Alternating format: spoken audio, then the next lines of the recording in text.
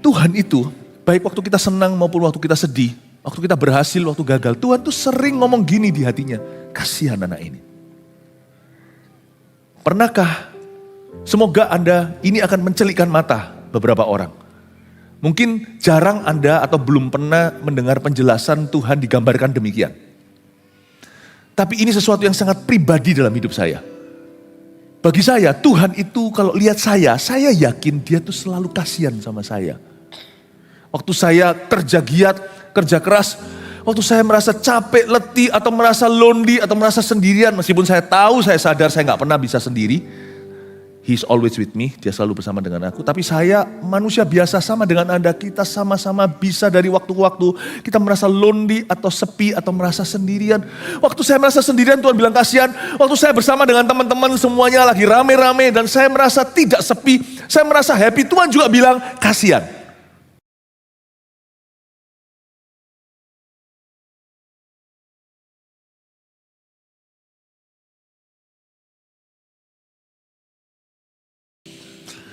Saya punya sebuah kebiasaan tiap tahun merenungkan kasih Tuhan.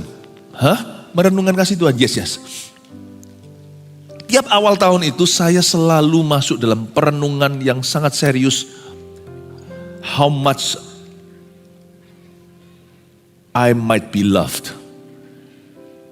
Saya itu kira-kira dicintai Tuhan itu setara apa, sedalam apa, selebar apa.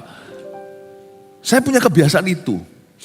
Supaya saya jangan jadi orang minder atau sombong, supaya jangan jadi orang yang suak.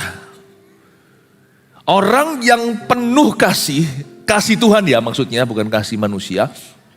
Orang itu akan menter hadapi apapun, karena dia tahu Tuhan beserta, Tuhan di pihaknya. Jadi saya punya kebiasaan itu, jadi hari ini saya mau bawa Anda dalam kebiasaan saya, karena itu sepanjang hari ini ibadah keempat, saya sampaikan tema I am loved. Aku dicinta. 5 kali ibadah, menunya beda-beda, setiap topik ini bicara dari satu angle tertentu dalam hatimu. Bagian 1 dari Yohanes 3:16 ayat yang sangat terkenal. For God so loved the world, He gave His only Son. Pada Tuhan anak begitu besar kasih Allah yang memberikan anak yang tunggal. Saya menyampaikannya, saya yakin banyak di antara Anda belum pernah memikirkan ayat itu begitu. Di situ saya jelaskan bahwa karunia terbesar itu bukan materi, tapi hubungan dengan Tuhan. Kebaktian 2 tadi dengan kasih yang kekal, ternyata tidak ada satu hal apapun yang kita bisa lakukan atau belum lakukan yang bisa mengubah cinta kasih Tuhan pada kita. Jadi kita itu di titik aman. Kebaktian 3 bukan Esau tapi Yakub yang kukasihi, di sana saya menjabarkan orang yang pulih itu pasti merasa dirinya adalah orang yang paling dicintai Tuhan di seluruh dunia. Dia tidak akan pernah iri hati sama orang lain. Nah, kebaktian terakhir nanti bukan mengasihi tapi dikasih. Saya tunjukkan bahwa ternyata kasih itu bukan aktivitas. Kasih itu perasaan. Kita itu kalau nggak bisa merasa dikasih itu kita dalam titik bahaya. Ya. Nah, ibadah sekarang mari kita kita pelajari ayah yang merangkulku. Satu ayat saja dari suatu cerita terkenal di Lukas 15 tentang si bungsu si sulung. Tapi kali ini hubungan dengan si bungsu, Lukas 15, perumpamaan tentang anak yang hilang. Ayat yang ke-20 only. Satu ayat saja hari ini. Kita baca bersama-sama dengan suara keras. 1, 2, 3. Maka bangkitlah ia dan pergi kepada bapaknya. Ketika ia masih jauh, ayahnya telah melihatnya. Lalu tergeraklah hatinya oleh belas kasihan. Ayahnya itu berlari mendapatkan dia. Lalu merangkul dan mencium dia. Ayat singkat tapi padat dengan pelajaran berharga. Ini adalah episode saat si bungsu pulang ke rumah. Pas lagi nyampe nih, masih jauh ceritanya, sampai dia berlabuh di pelukan sang ayah. Saya mau tunjukkan di sini how much God actually loves you and me. Seberapa sebenarnya Tuhan itu mengasihi kita. Ayat 20 bunyinya, maka bangkitlah ia di sini si bungsu, si pendosa itu. Dan ia pergi kepada bapaknya, dia masih OTW, masih on the way, masih dalam perjalanan ke situ. Dan Alkitab nanti di kalimat berikutnya mengatakan dia masih jauh. Dan ketika ia masih jauh, ayahnya telah melihatnya. Ketika ia masih jauh, ayahnya telah melihatnya. Saya tunjukkan ya, apa yang ada di dalam perasaan Tuhan ketika dia melihat kita. Saya seorang ayah, cara saya memandang anak saya, mereka pun mungkin tidak memahaminya. Juga waktu mereka bersalah, misalnya mereka sedang menjalani sebuah hukuman. Orang tua yang simpen rotan sama anaknya, memanjakan, justru mencelakakan anak itu. Yang mengasihi anaknya tidak akan membiarkan anak itu dalam kesalahan. Anak saya kerap saya rotan, tapi bukan dengan rotan beneran. Rotan saya adalah rotan hikmat. Mama papanya anak-anak ini, kami itu mendidik anak tanpa kekerasan fisik. Tapi kami mendidik mereka dengan banyak bicara, tapi juga mengambil hak-hak mereka ketika mereka salah.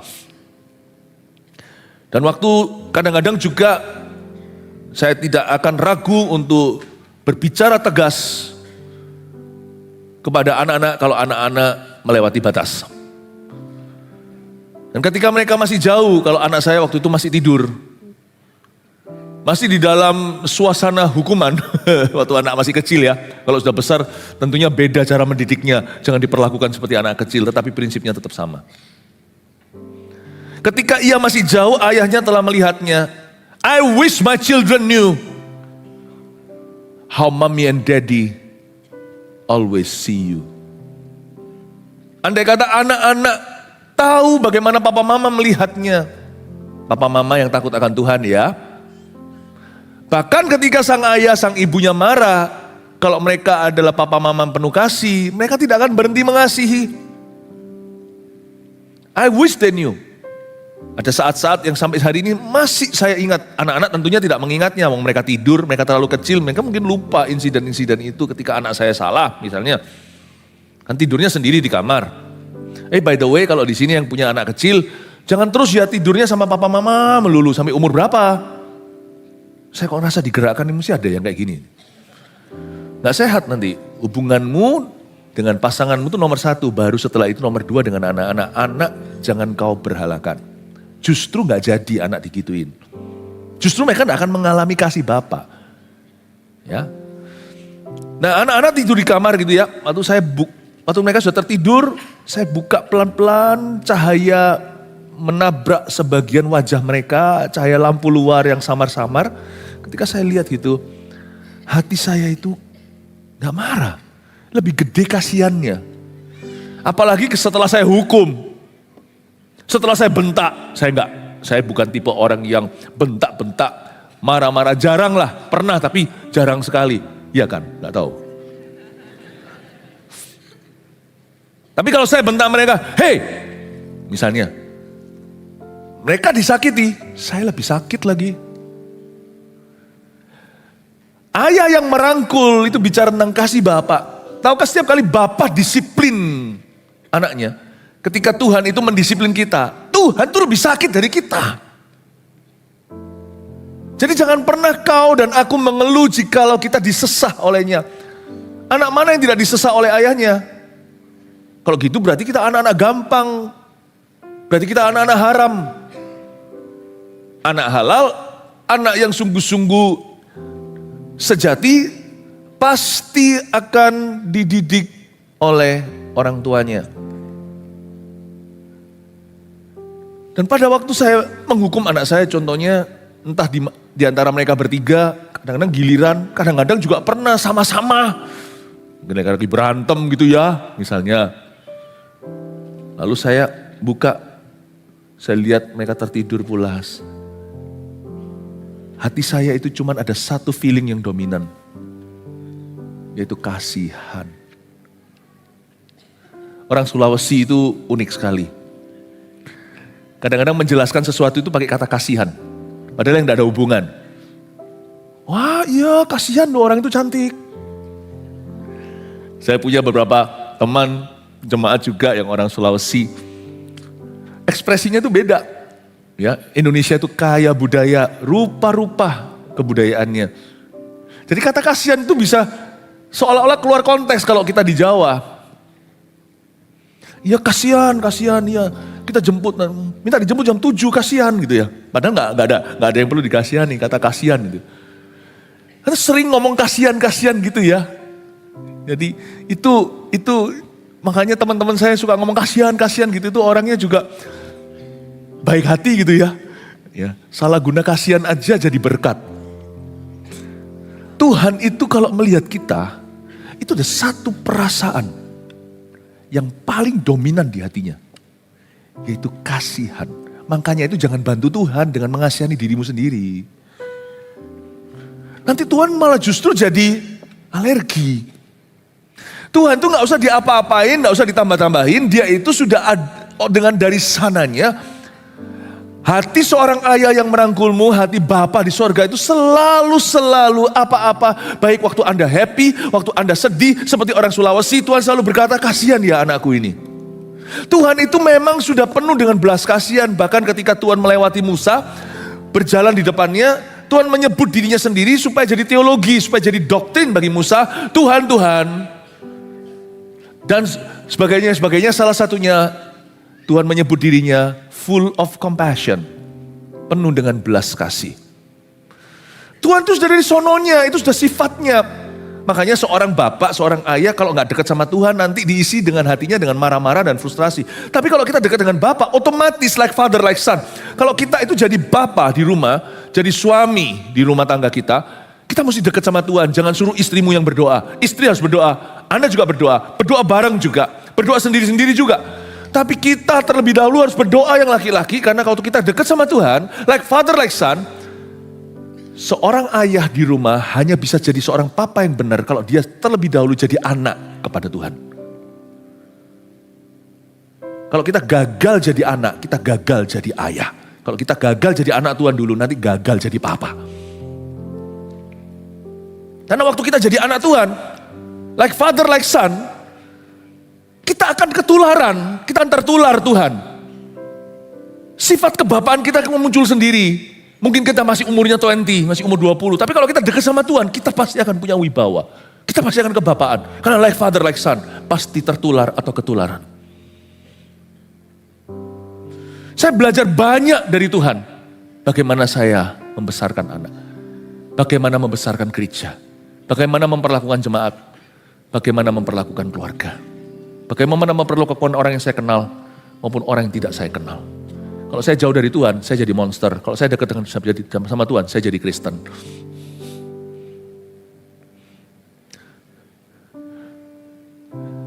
Tuhan itu, baik waktu kita senang maupun waktu kita sedih, waktu kita berhasil, waktu gagal, Tuhan tuh sering ngomong gini di hatinya, kasihan anak ini. Pernahkah, semoga Anda ini akan mencelikkan mata beberapa orang. Mungkin jarang Anda atau belum pernah mendengar penjelasan Tuhan digambarkan demikian. Tapi ini sesuatu yang sangat pribadi dalam hidup saya. Bagi saya, Tuhan itu kalau lihat saya yakin dia tuh selalu kasihan sama saya. Waktu saya kerja giat, kerja keras, waktu saya merasa capek, letih, atau merasa lonely, atau merasa sendirian, meskipun saya tahu, saya sadar saya gak pernah bisa sendiri. He's always with me, dia selalu bersama dengan aku. Tapi saya manusia biasa sama dengan Anda, kita sama-sama bisa dari waktu ke waktu. Kita merasa lonely atau sepi atau merasa sendirian. Waktu saya merasa sendirian Tuhan bilang kasihan. Waktu saya bersama dengan teman-teman semuanya lagi rame-rame dan saya merasa tidak sepi. Saya merasa happy, Tuhan juga bilang kasihan. Waktu saya sukses, waktu saya gagal total, Tuhan tetap bilang kasihan. Karena perasaan seorang bapak yang paling dominan terhadap anak. Kasihan anakku ini. Tuhan itu selalu terbeban sama hidup kita. If you cannot see God that way, you have not known the Father yet. Goal kita kenal Yesus adalah supaya mengenal Bapaknya. Makanya Filipus berkata, aku mau kenal tuh Bapak. Tunjukkan Bapak itu kepada aku. Yesus berkata, aku udah bersamamu sekian tahun. Belumkah kau melihat Bapak? Aku dan Bapa adalah satu. Orang kalau jadi Kristen saja, maksud setelah dia menerima Yesus, tapi dia tidak kunjung mengenal hati Bapa, orang itu gagal ikut Yesus. Karena orang yang ikut Yesus, pasti kenal Bapaknya.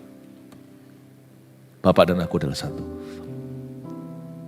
Dan orang yang kenal Yesus akan kenal Bapaknya. Dan cepat lambat dia pun akan menjadi seorang Bapak rohani, Bapak ini, Bapak itu. Bukan jadi tua ya, tapi penuh kasih hidupnya. Bukan jadi tua ya, tapi punya otoritas ilahi, punya wibawa. Tuhan itu bagi saya seorang yang selalu kalau lihat aku itu kasihan sama diriku. Karena itu saya tidak perlu membantu Tuhan dengan mengasihani diri sendiri. Karena saya tahu dia sudah begitu, dia selalu mengasihani aku. Justru kalau kita mengasihani diri sendiri, terpaksa Tuhan harus tegas sama kita. Kalau nggak dididik nanti jadi salah, jadi manja. Kalau saya mengasihani diri sendiri dan mengeluh melulu, Tuhan terpaksa harus tunjukkan sisi tegas. Sama seperti saya harus tunjukkan rotan sama anak. Kalau enggak nanti anakku jadi rusak. Kalau enggak nanti anak saya jadi manja. Jadi anak yang kurang ajar. Jadi saya harus hajar. Jadi setiap kali kalau anak melakukan suatu kesalahan secara sengaja, mengeluh atau apa, lalu sikap hatinya salah. Atau ketika anak saya mengasihani dirinya sendiri, dia merasa dirinya paling malang, misalnya jarang sih, anak saya enggak begitu by the way. Merasa dia paling kasihan, dia merasa nggak fair dunia ini, orang lain kok begitu. Kok hanya aku diperlakukan demikian, yang lainnya enggak segalanya. Wah, saya langsung berubah mode. Dari kasihan-kasihan, kalau saya bilang kasihan di depan dia tambah salah. Jadi saya harus rotan. Terpaksa untuk mengeluarkan kefasikan dari anak saya. Untuk mendetoks dia, semua toksik yang ada di dalam pikiran. Karena ada ayatnya loh. Pukulan itu, ini bukan sekali lagi disclaimer, jangan sampai pakai kekerasan fisik ya. Kalau saya bilang pukulan itu didikan. Pukulan kepada orang fasik itu mendetoks kefasikan dari dia. Rotan ayah itu membuat semua kefasikan dalam diri anak itu keluar semua. Membersihkannya. Jangan mengasihani dirimu sendiri, Tuhan sudah mengasihimu, cukup itu, gak usah mengasihani diri sendiri. Cukup sudah, dikasih Tuhan itu enough for me. I don't need self-pity. Dikasih Tuhan itu cukup. Ya dikasihnya 1-2 orang lah sekeliling saya yang terbeban, itu sudah lebih dari cukup sih. Tuhan Yesus saja cukup. Kalau masih ada 1, 2, 3, 4, 5, 6, 5 roti, 2 ikan, 5, 7 orang yang ada di sebelah Anda, sekeliling Anda di hidupmu itu yang sangat mengasihanimu, sangat terbeban, sangat mengasihi Anda, itu sudah lebih cukup, sudah sangat kenyang. Jangan menuntut lebih. Dalam hidup saya tidak pernah manjakan, saya tidak pernah butuh ribuan orang untuk membuat saya happy. Saya cuma butuh 5 roti di sebelah kiri, 2 ikan di sebelah kanan. Saya cuma perlu 7 orang sederhana di hidup saya to make me more than happy enough. Lebih dari cukup. Sebab kenapa? Karena dari awalnya saya beranjak dari Jesus is already enough for me. Yesus cukup bagiku. Gak jadi orang yang sangat clingy, sangat needy, sangat butuh gitu loh kalau dipuji, dimengerti, dikagumi. Kalau ada orang gak paham, gak ngerti saya, misunderstanding gitu ya, rasa saya itu gerah harus menjelaskan sampai dia di pihakku, saya itu gak butuh, saya itu gak gitu orang. Kalau orang punya Yesus, dia kenyang di dalam. Bukan berarti dia gak butuh orang lain, butuh, tapi cuma 5 roti 2 ikan. You see, orang Kristen yang sejati itu easy to please. Mudah untuk disenangkan. Orang Kristen yang susah disenangkan itu mungkin dia minus Tuhan. So, kalau kita Kristen sungguhan, gak susah kok senangkan kita. Satu orang aja perhatikan sudah rasa kayak, wow, I'm the happiest, I'm the most loved. Aku paling dicintai, padahal cuma satu. Sedangkan yang lainnya itu salah paham kepadamu. Satu cukup membuatmu happy. Lihat ya, orang kalau tidak punya Tuhan ya, tidak punya kasih Tuhan ya. Zaman sekarang zaman edan ya. Dulu-dulu pernah dengar sesuatu yang ekstrim seperti ada orang yang di online ngomong dia apa itu, ada yang bunuh diri itu di Jepang. Begitu rapuhnya hatinya. Makanya saya bilang apa, kalau Anda punya kasih Tuhan ya, mau mengawali tahun ini ya sebelum udah menter dulu. Kalau kita punya kasih Tuhan untuk kita kenyang. Bahaya ya. Kalau Anda melihat seorang pria di luar sana itu lapar yang gak benar. Tapi kalau dia bisa content with his family, itu orang paling aman di dunia. Anakmu gak akan diapa-apakan, istrimu gak akan diapa-apakan. Kalau ada orang yang bisa puas dengan apa yang Tuhan berikan kepada dia, itu ya orang seperti itu ya, hartamu juga aman di dekatnya. Dia gak akan mencuri, gak akan mengkorupsinya. Dia gak merasa itu akan membuat dia happier. Makanya itu sebenarnya sumber masalah adalah karena kurang kasih. Kalau Anda mengenal Bapak, solve. Banyak problem solve. Kalau mengenal Bapak. Makanya Yesus datang ke dunia ini untuk memperkenalkan Bapa. Dan nanti waktu kita mati, dia akan bawa kita kepada Bapa. Bukannya ada ayatnya, akulah jalan kebenaran dan hidup, tak seorang pun dapat datang kepada Bapa kecuali melalui aku. I'll take you to him. Now I'm taking him to you. Masalah sesungguhnya itu kurang kasih. Makanya itu ada orang kalau misalnya di keluarga Anda susah dikandani. Coba luangkan waktu, nanti kan bisa Anda ngomong sama anak sendiri. Masalahnya bukan logika, bukan rasional. Masalahnya bukan intelektual. Masalah itu sebagian besar adalah masalah hati. Ini hikmat. Ini sesuatu yang kita mencelikkan mata saya. Semoga Anda bisa ngikuti ya beginilah saat teduh saya. Ini saat teduh pribadi saya. Cuma satu ayat aja yang saya renungkan dan cerna mama biak, muntahkan telan sampai saya memahami ayat ini dengan demikian rupa. Coba belajar mengikuti, masuk ke ruang doaku. Inilah cara saya memandang kasih. Semoga ini akan menjadi caramu. Ini cara saya memandang Tuhan. Memandang Tuhan Yesus.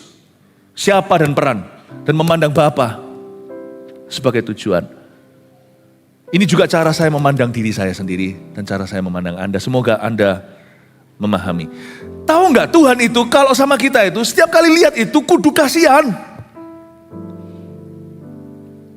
Waktu kita wisuda, toga, cum laude, wow, lulus dengan predikat.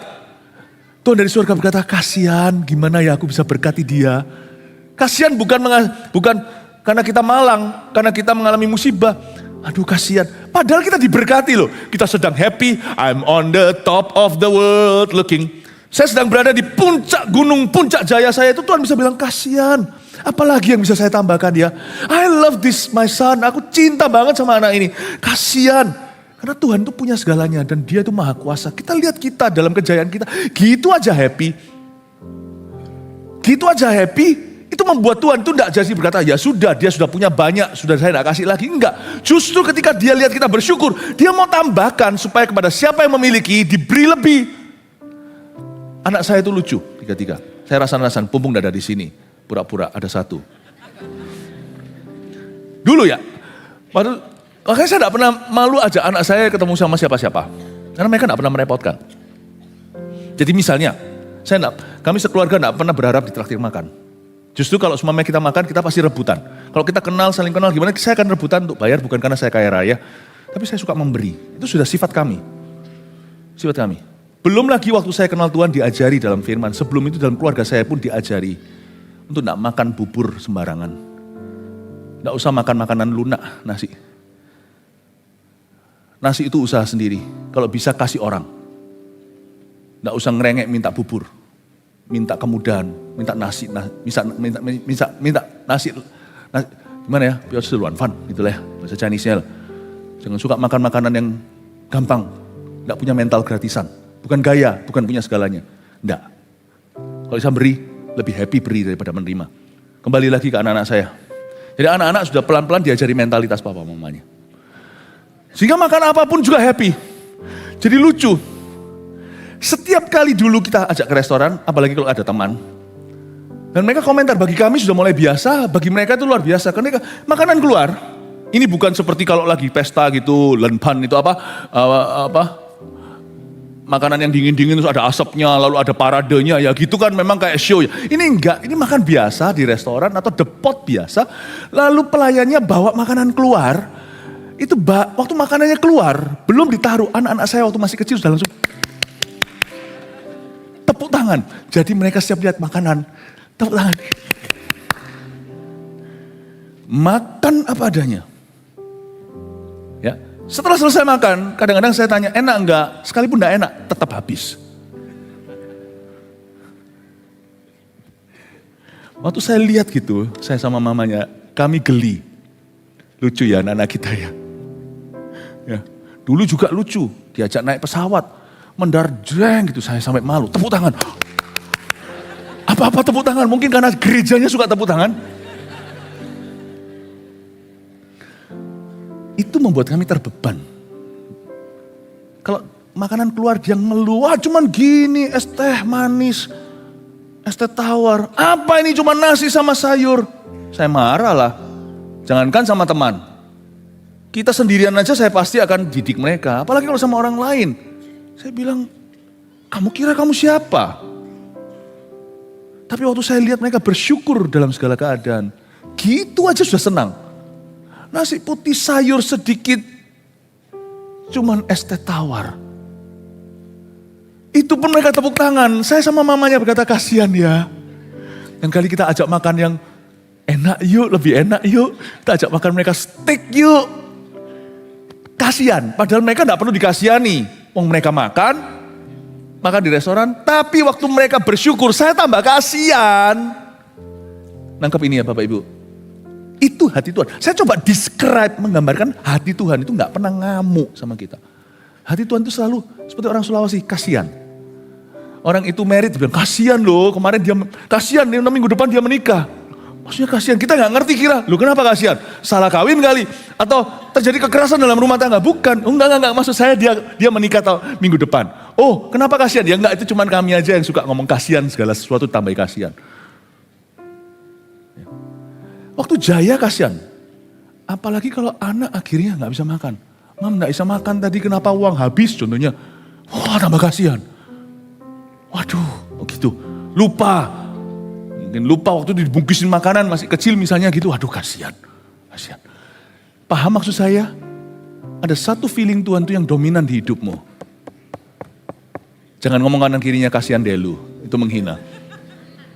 Coba katakan pada kanan kirinya. Kalau gini loh, kalau orang-orang berkata Jesus loves you, itu maksudnya bukan hanya Tuhan mengasihimu. Tapi Tuhan juga mudah berbelas kasih dengan dirimu. Karena itu jangan pernah ada orang yang ngancem Tuhan atau yang salah paham dan memfitnah berkata Tuhan gak dengar doaku, Tuhan tuli terhadap doa saya. Come on lah, kau tidur aja, dari jauh aja Tuhan melihatmu. Sekalipun dalam hukuman aja, anak-anak gak tahu besok pagi cuma langsung sekolah. Saya mengintip diam-diam, atau kadang-kadang mamanya, atau kadang-kadang kami berdua lihat-lihatan kasihan ya, habis kita hukum. Bahkan ketika kau tidak sadari, ketika Anda tidak menduga, Tuhan itu diam-diam selalu membelas kasihani dirimu. Kenapa kok kita berani memfitnah berkata, Tuhan tidak dengar doa kita. Kalau belum dikabulkan, itu memang karena waktu ilahi belum tiba. Semua indah pada waktunya, sudah ada di textbooknya, sudah ada di manualnya. Tuhan tidak berjanji menjawab di dalam waktumu. Karena Tuhan yang maha tahu, Tuhan tahu masa depanmu. Tuhan tahu setelah kita mati, Tuhan tahu setelah dunia ini tiada. Tuhan bisa melihat segala-galanya. Kalau kita itu hanya melihat di now, harapan kita ke depan. Kalau Tuhan itu dari bird's eye view, dari drone view, dia bisa melihat itu linear semuanya, masa lalu, masa sekarang, masa depan. Dia sudah bisa melihat semua akhir hidup kita. Kalau Tuhan belum jawab, there must be something that we don't know. Sesuatu yang kita tidak tahu. Amin Bapak Ibu. Coba ngomongkan kanan kirinya. Maksudnya Jesus loves you tapi jangan pakai Inggris, pakai bahasa Indonesia. Bilang gini, bukan Tuhan mengasihimu, Tuhan cinta padamu. Bukan itu sudah umum kita tahu. Tapi kita pelajari pewahyuan baru hari ini. Coba katakan pada kanan kirinya, Tuhan kasihan sama kamu. Sekarang katakan pada diri sendiri coba ya, yang streaming juga semuanya belus-lus dadanya. Yang suka minder, yang suka tertolak, yang suka, aku pulangkan saja aku pada ibuku. Atau gimana. Itu lagu lama ya, gak tahu yang Gen Z sekarang ya. Coba lus-lus dadanya berkata, Tuhan sangat sayang sama saya. Bisa rasa enggak kasih Tuhan? Kalau saya lus gini saya rasa gereng-gereng gitu ya, bukan main perasaan, bukan. Setiap kali saya ngomong kasih Tuhan gitu, saya gini itu rasa kayak, it's real you see, ini bukan feeling. Coba katakan lagi lus-lus dadanya, katakan, Tuhan sangat kasihan sama saya. Oh haleluya, jangan mengasihani diri sendiri, kita harus bersukacita untuk Tuhan. Mari kita beri tepuk tangan. Oh ngerti saya. Kenapa anak saya suka tepuk tangan? Anda yang ajari.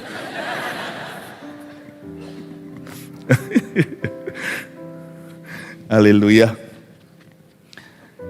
Ketika ia masih jauh, ayahnya telah melihatnya. Itulah kasihan. Kalimat berikutnya yang saya mau jelaskan, simple ya. Lalu tergeraklah hatinya oleh belas kasihan. Oke, mirip kan? Tergerak hatinya oleh belas kasihan. Saya tunjukkan, seharusnya dia tergerak oleh murka. Wong anak ini jahanam. Ini anak si bungsu yang sudah habiskan 1/3 uang papanya. 2/3 itu simpan untuk kokonya. Karena yang sulung itu biasanya dapat 2/3. Ini harusnya dihukum, anak ini harusnya dimurkai. Lalu tergeraklah hatinya oleh belas kasihan. Anak ini pasti nggak tahu kenapa bapaknya lari. Saya bisa bayangkan anak itu ketika bapaknya lari, dia sudah gemetar. Mungkin dia sudah pipis di celana. Ketika anak itu dari jauh lihat papanya lari ke dia berkata, matilah. Karena anak ini pasti merasa papanya marah. Tapi waktu papanya mulai wajahnya lebih kelihatan lagi, raut wajahnya ketika mendekat. Dia lihat, loh dia lari, tapi kenapa wajahnya begitu? Penuh kasih. Saya tunjukkan ya, bukannya murka. Waktu papanya datang lari ke dia, papanya tidak marah. Tuhan tuh gak marah sama Anda. He's not angry with you. He can be angry. Dalam hidup saya mengalami, ini bahasa saya oke? Karena ini subjektif, gak bisa dibuktikan. Nanti suatu hari tanya sendiri sama Tuhan waktu kita di sorga. Saya sendiri akan tahu, saya gak pernah benar-benar dimarahi Tuhan itu, kecuali tahun 94, saya bertobat tahun 92. Itu waktu saya mau tinggalkan panggilan saya. Itu sudah ada ceritanya. Tapi saya gak cerita di sini. Saya yang itu loh dulu, gak salah di ibadah ini pula saya menceritakannya. Yang sampai saya didiemin Tuhan 24 jam itu. Itu tok Tuhan ngamuk. Benar-benar saya ngerasa Tuhan ngamuk itu ya, cuman itu. Sampai Nabi yang begitu peka pun yang selalu mendidik saya. Itu sampai takut gak berani berdoa. Ya ini pengalaman supranatural, pengalaman spiritual ya, pengalaman pribadi ya. Gak bisa dibandingkan dan gak bisa dibuktikan. Tapi terbukti bahwa Nabi itu bisa tahu masalah saya tanpa saya beritahu sama sekali. Hanya lewat telepon berdering, halo dia langsung beritahu. Dan dia tidak berani doakan saya. Jadi 24 jam itu masa yang paling lama terasa dalam hidup saya. Seperti kekekalan, gak bisa doa, gak bisa muji, gak bisa nangis. Padahal saya juga gak gampang nangis. Bukan cengeng orangnya. Tapi biasanya dalam hadirat Allah itu saya mudah luluh, langsung aja cair. Tapi kali itu gak tahu kenapa hati saya merasa seperti Firaun, keras. Padahal pikiran berkata mau bertobat, gak bisa hatinya. Jadi saya pernah ngalami itu cuma di tahun 94, tapi waktu saya kembali pada Tuhan dikasih Yesaya 54. Yaitu tentang mulai hari, sebagaimana aku pernah marah di zaman Nuh, aku tidak akan murka sama kamu lagi. Itu ayat jadi pegangan saya. Dan saya nyanyi lagu yang aku tidak akan mau lagi jauh daripadamu. It's you that who has won my heart. Engkaulah yang telah menawan hatiku. Jadi Anda pernah saya ceritain, nah saya tambah satu versi waktu saya bertobat tahun 92. Tapi selebih dari 94, gak pernah saya ingat Tuhan pernah sekalipun marah sama saya. Ya mungkin Pastor Philip anak baik. Then you don't know me enough. Saya orang anak baik. Maka saya rasa mama saya dulu kasih saya nama Philip itu, nama saya dari mama, nama Koko adik saya dari papa. Saya rasa profetik. Philip itu artinya kuda yang harus dijinakkan. Di sini ada yang namanya Philip. Good luck with your name. One who loves horses, itu salah satu artinya bahasa Yunaninya. Yang mencintai kuda, lebih tepatnya kuda liar yang butuh dijinakkan. Saya rasa mama saya mungkin tahu sesuatu kalau anak ini besok harus ditekuk Tuhan dulu. Saya baik, saya nurut, saya gak pernah salah. Then you don't know me. Tuhan seharusnya marah sama saya itu tiap hari 3 kali kayak orang makan. Tapi seingat saya dalam 30 sekian tahun saya ikut Tuhan, cuman sekali saja Tuhan marah tahun 94. Berarti saya beritahu, saya saksikan. Tuhan tuh tidak semuring-muring, sesuka marah, diam-diam ngambek sama kita seperti yang banyak orang pikirkan. Jangan-jangan yang kau percaya adalah teologi setan, itu adalah bisikan iblis di telingamu yang kau yakini untuk meruntuhkanmu. God is very rarely angry. Seldom that he is mad. Bahasa sehari-hari untuk saya cetuskan Tuhan itu kayak apa? Karena orang bisa cerita tentang teologi atau bisa cerita tentang teori. Dibutuhkan kita untuk mengenal Tuhan dulu, untuk bisa menceritakan dia dari sisi kita yang tidak melanggar teologi maupun doktrin, tapi menceritakan secara personal atau pribadi. Ini versi saya. Tuhan itu jarang pol ngamuk. Jarang banget marah. Jarang rang. 30 tahun sekian itu cuma tahun 94 seminggu itu, saya benar-benar seperti dijewer sama Tuhan. God is like that. Kenapa kau percaya bahwa Tuhan itu selalu marah? Masuk hadirat Allah kita rasa gak layak seperti ditolak. Aku tuh gimana masuk? Masa Tuhan gak tahu sih cacat kita? Masuk ke gereja tuh rasa kayak kita itu, aduh Tuhan tuh rasanya kalau aku gak begini, gak begitu. Ini puasa kan? Fasting 21 hari. Puasa itu bukan untuk menangkan kasih Tuhan. Puasa itu untuk menangkan perang. Itu puasa. Jangan puasa untuk mendapat penerimaan. Orang Jakarta bilang, lu sudah diterima oleh pengorbanan Yesus. Puasa itu tuh ngadapi setan. Supaya kita di pihak Tuhan tuh nanti jangan sampai daging kita itu membangkang. Kita tundukkan dulu lewat puasa. Supaya nanti waktu digocok sama setan kita menang. Kita punya otoritas atas dia. Puasa itu bukan untuk ke Tuhannya. Tapi untuk kita berserah penuh agar Tuhan memakai kita. Ini loh gelang puasanya, saya dikasih ini jebakan, berarti habis ini saya tidak boleh makan.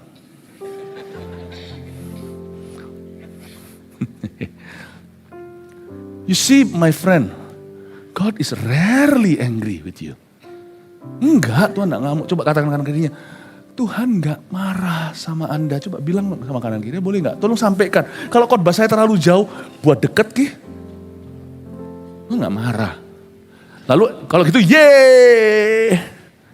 Mari kita berdosa atau Tuhan enggak marah. Itu orang bodoh. Tuhan enggak ngamuk. Kita kejeduk kakinya di tembok, aduh bengkak, pergi ke UGD. Oh, enggak apa-apa ya? Papa akan selalu obati aku.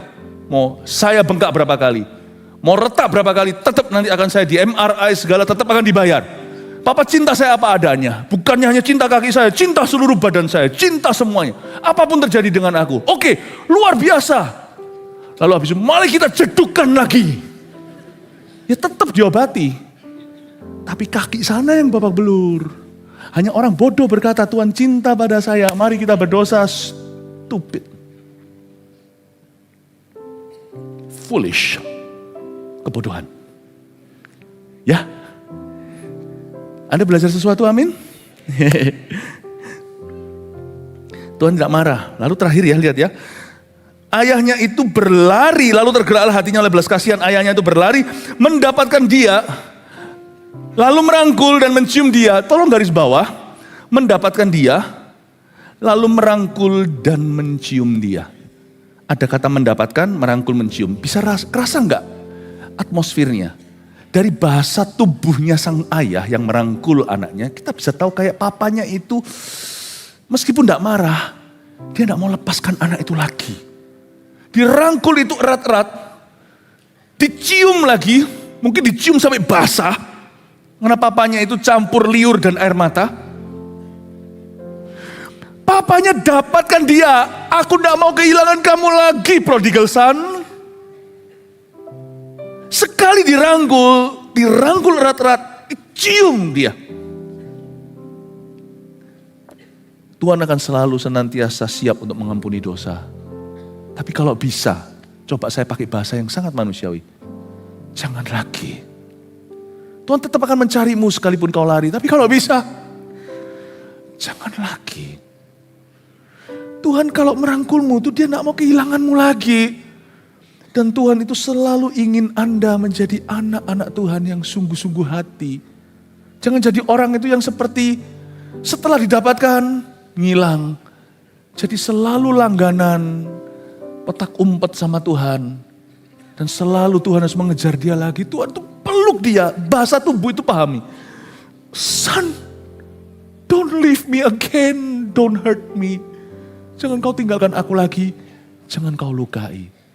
Saya kasih 3 poin ini untuk Anda tulis dulu sebagai summary, lalu saya kasih kesaksian, lalu kita siapkan hati untuk BWG Breakfast with God tomorrow morning, besok pagi pukul 4.30 subuh waktu Indonesia bagian Barat. Nomor 1, ayah yang merangkulku, Tuhan kasihan melihatku. Supaya ingat ya, ini perasaan yang dominan. 2, Tuhan tidak marah padaku. 3, Tuhan mau aku jadi anaknya yang sungguh-sungguh. Jangan kita merasa diampuni dan selalu ada pengampunan, lalu kita biasa-biasa. Lawan kata sungguh-sungguh itu bisa jadi biasa-biasa. Lawan kata sungguh-sungguh itu juga bisa jadi pura-pura. Lawan kata sungguh-sungguh juga bisa berarti sebentar saja. Lawan kata sungguh-sungguh berarti langganan dosa, kambuh lagi, kumat lagi. Janganlah ya, kalau mau berbalik, jangan berbalik 360 derajat. 360 derajat itu berarti balik lagi, balik kucing kembali ke dosa semula. Balik itu 180 derajat. Noleh ke sana lawan arah, dulu sini 180 sana. Itu namanya bertobat. Tobat itu bukan jadi sempurna sehari. Tobat itu berbalik arah dan lari. Semoga itu menjadi komitmen kita bersama. Saya pernah mau ditampar sama malaikat. Tahun 1992, ini kejadiannya bukan Tuhan marah lagi, itu tahun 94 setelah saya bertobat. Setelah saya bertobat itu saya mundur tahun 94. Untung gak lama. Tapi 92 ini cerita waktu saya masih belum bertobat, belum mengalami kelepasan. Saya cukup jahat, karena saya benci Tuhan. Karena roh-roh jahat di dalam diri saya, dan saya itu terus menentang Tuhan. Meskipun ya saya tidak menjadi menjadi penjahat atau apa, enggak, meskipun banyak dosa saya. Tapi suatu hari saya semakin benci ketika orang-orang Kristen sekeliling saya, teman-teman sesama anak muda, ajak saya ke gereja. Awal-awal saya senang karena ketemu orang Indonesia di Kanada. Ya puji Tuhan di gereja kita juga selalu kita ajak orang, kayak AOG, anak-anak Army of God itu selalu ajak teman. Saya diajak pertama-tama senang, tapi setelah itu kumat. Roh jahat itu sepertinya manifestasi. Singkat cerita, mereka semakin ajak, semakin jengkel saya, semakin kesel. Ngapain sih ajak-ajak? Wah, kata-kata saya jahat dulu. Jadi hari ini kalau orang-orang berkata jahat tentang gereja kita segalanya, saya hanya doakan mereka. Mereka tidak tahu apa yang mereka katakan. Kalau kita berbuat benar, berbuat baik, menjangkau jiwa, ya, maka kita tidak usah merasa kita salahi siapa-siapa. Nah, setelah kejadian itu mereka terus ajak saya semakin kesel kan. Lalu belum lagi adik saya waktu itu mulai sungguh-sungguh dalam gereja. Saya berkata, saya gak suka, maka dulu saya selalu sebut dia, pendeta kamu, nanti lihat akhirnya siapa yang jadi pendeta. Gak suka pendeta, gak suka gereja, akhirnya saya gak suka orang-orang Kristen. Dan gak suka tipe orang Kristen tertentu yang agresif memberitakan Injil. Yang agresif terus ingin sekali menjangkau, itu saya paling benci dulu. Dan akhirnya singkat cerita, saya menjadi-jadi dan satu hal dengan hal lain, komplikasi dengan kejadian-kejadian di hidup saya yang lepas dari gereja. Lalu juga semua dosa saya semakin matang. Suatu hari saya sendirian di kamar. Waktu saya sendiri di sana, itu menjelang hari-hari ketika saya akan ada percobaan untuk bunuh diri. Itu kebaktian satu tadi saya ceritakan gimana Tuhan gagalkan. Gagalan, Roh Kudus menggagalkannya. Nah, saya hari-hari itu, dan pernah sekali waktu saya ada di basement rumah dulu itu rumah kami ada 3 tingkat. Tingkat bawah itu underground, luas, saya punya kamar besar, kamar sendiri, saya sama Koko, ada juga biliar pribadi, full size, snooker di sana. Saya dulu suka begitu. Nah, akhirnya di ruangan itu, saya sendirian suatu siang. Waktu sendirian itu, pikiran saya itu seperti ini seperti ada naik turun di leher. Ini mikirkan salah-salah orang. Bukan orang Kristen aja, itu hanya pelampiasan. Tapi saya mikirkan semua dan saya benci sama hidup ini, pokoknya intinya. Tiba-tiba saya rasakan hadirat Tuhan. Anda harus tahu loh ya, orang jahat, pendosa pun bisa rasa hadirat Allah. Cuman saya menentangnya, saya rasa hadirat Tuhan. Dan waktu saya rasa itu, bukan di gereja ini, saya maki-maki. Ada sebuah Alkitab di sana, yang akhirnya menjadi Alkitab pertama saya. Yang sekarang sudah habis semuanya Alkitab itu, ada ceritanya di buku biografi saya, terjadi suatu perkara supranatural dalam Alkitab. Alkitab itu saya ambil, saya buang. Itu Alkitab kan dibelikan mama. Dulu kan mama suruh saya ke gereja. Saya lempar, saya injak, saya ludahi.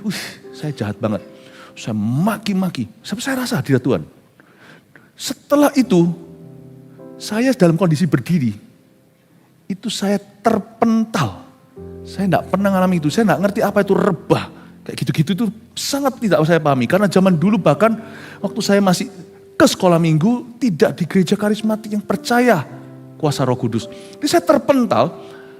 Waktu saya terpental itu saya merasa di depan saya itu, sekalipun tidak kelihatan, saya tidak lihat siapa-siapa. Saya melihat seperti ada tangan teracung mau tampar saya. Saya kira itu Tuhan. Karena saya keterlaluan. Menghujat. Saya terpental, dari situ saya terpental. Jantung saya itu bergerak cepat, saya umur 18, sekitar 17-an, hampir 18. Itu, saya nggak tahu sakit jantung itu seperti apa, karena saya anak muda, jantung saya kuat seperti kuda. Saya nggak ngerti apa itu sakit jantung, tapi waktu dia berdetak dengan keras, gitu ya, saya agak sulit nafas. Nah, orang yang kena sakit jantung mungkin bisa beritahu saya, apakah jantung ada hubungan nanti dengan sesak nafas? Pasti ada penjelasan ilmiah, tapi saya tidak ditensi segala, saya sendirian. Saya terpental, saya kaget. Waktu saya berada di lantai situ, saya lihat, siapa itu yang berdiri? Saya tidak melihatnya, tapi saya tahu ada yang berdiri dan mau tampar saya. Saya bangunlah, biasa orang saya itu dulu, darah mendidih kok. Lu mau malaikat kek, mau spirit kek, mau roh kek, mau roh jahat kek, mau manusia kek, saya nggak peduli siapa, saya berdiri, saya bilang, ngapain gitu ya, saya kayak mau nantang gitu. Terpental lagi kedua kali. Boom, itu terpental kayak dipukul tau. Itu saya di lantai itu cukup lama. Itu untung gak ada orang di rumah karena badan saya sekalipun 65 kilo saja beratnya. Tapi jatuhnya itu keras, itu terhempas. Jadi bukan orang yang kayak kehilangan keseimbangan, tapi orang seperti ditendang. Jatuh kedua kali, boom, keras sekali. Terpental, ini keras, saya gak bisa nafas. Ketiga kali saya mau berdiri, kali ini saya jatuh lagi, lebih jauh, tapi detak jantung saya jadi lemah. Disitulah saya tidak bisa bernafas. Gak bisa bernafas. Saya tahu saya mau mati, itu perasaan mau mati itu kayak gitu. Nggak tahu apa itu, saya sampai sekarang belum mengerti awalnya. Apalagi saat itu. Saya nggak ngerti apa secara fisik yang sedang terjadi, tetapi saya nggak bisa nafas lagi. Ya pastilah nggak ada apa, kalau orang nggak nafas pasti dead. Itulah saya dengar suara audible namun samar. Nanti berapa minggu kemudian saya dengar itu di gereja. Suaranya plek berkata, I am Jesus and I love you. Tapi waktu itu saya tidak dengar suara itu ke saya. Saya dengar suara orang itu ngomong sama yang mau nampar saya. Don't touch him for I love him. Jangan apa-apakan dia. Aku mengasihi dia. Apakah saya langsung bertobat, nangis, menderu-deru dan terima Tuhan? Saya continue setelah itu saya berdiri, saya gak berani lagi. Saya jauhi spot itu. Saya bilang ada hantu. Ya itulah manusia itu kalau gitu kan, Tuhan disebut hantu. Petrus juga pernah lakukan, murid-murid Yesus. Saya keluar dari underground, saya keluar naik ke situ, saya keluar. Saya gak berani keluar rumah dulu, saya gak berani nyetir. Tapi saya langsung naik ke atas. What's happening? Apa yang barusan terjadi? Saya tidak pernah cerita sama keluarga saya. Tapi hari itu saya diberitahu. Saya hari itu belajar sesuatu. God is not angry with me. Yang marah itu malaikat. Ajudan Tuhan. Secret service-nya. Malaikat itu ada loh. Jangan berbicara pada mereka, jangan bersekutu dengan mereka. Bersekutulah dengan Roh Kudus saja. Tapi malaikat itu ada. Penjaga tahta itu ada. Jangan sampai kita keterlaluan. Karena Tuhan itu ada di langit, kita di bawah. Hati-hati berbicara, hati-hati berkelakuan. Dan Bapak Ibu Saudara, saya pelajari hari itu bahwa Tuhan itu selalu kasihan melihat saya. Meskipun saya kilaf. Dan Tuhan itu tidak marah sama saya. Dan hari itu saya merasa seperti Tuhan merangkul saya dalam ketidaklayaan. Seolah-olah Tuhan mencium saya. Philip, kenapa kamu begini? Kapan kamu akan mengasihiku kembali? Hari itu saya belajar sesuatu yang berharga. Minggu-minggu depannya saya ketemu dengan Tuhan itu yang sama di gereja kecil. Ketika altar call, saya maju ke depan dan terima Tuhan. Bapak Ibu, this is the God that loves you. Dia tidak pernah murka dengan Anda. Tapi jangan sampai murkanya terjadi karena Anda menolak kasih karunia. Sebab di luar kasih karunia tidak ada pengampunan. Jesus loves you. I hope hari ini Anda semakin diyakinkan bahwa orang seperti saya juga dahulu kala, kalau bisa diampuni, yang lancang mulut ini, Tuhan juga bisa mengampunimu. Tuhan tetap mengasihi kita. Bisakah kau katakan pada diri sendiri, Tuhan mengasihi aku? Haleluya. Terimalah berkat ini, Bapak Ibu. Berkat dari Allah Bapa, kasih karunia dari Tuhan Yesus, pengurapan dari Roh Kudus menyertaimu, pulang membawa damai sejahtera yang baru, membawa keyakinan iman, membawa cara pandang yang beda tentang Bapa. Yesus menyertaimu dalam namanya. Haleluya. Amin.